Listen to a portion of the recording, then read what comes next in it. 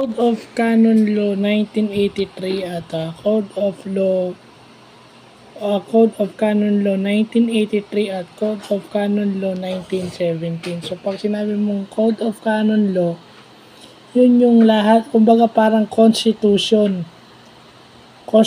ng simbahang Katoliko, na lahat ng simbahang Katoliko sa buong mundo susunod dyan.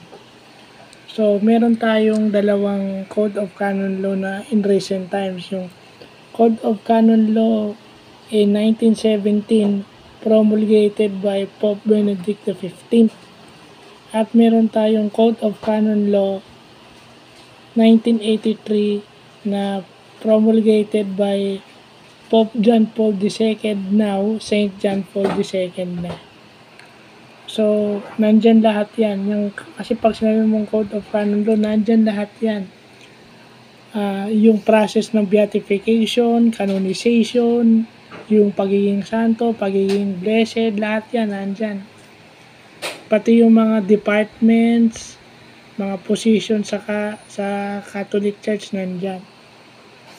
So, doon natin nakuha na pagka yung moderator of the Curia, according dyan sa Code of Canon Law ng 1983, yan daw yung pinakamataas na position na pwedeng hawakan ng isang pare sa isang diocese. So, ibig sabihin, parang executive secretary ka nga, or parang nakalagay nga dun sa Wikipedia, parang CEO, Chief Executive Officer, kumbaga sa corporate world. So, maganda. Kasi, yun yung mga bagay na hindi na natin inaalam. Okay?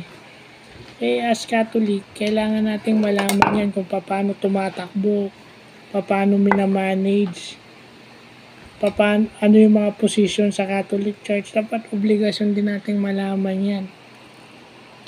Kasi minsan pagdating sa mga ganyan, wala tayong pakialam eh.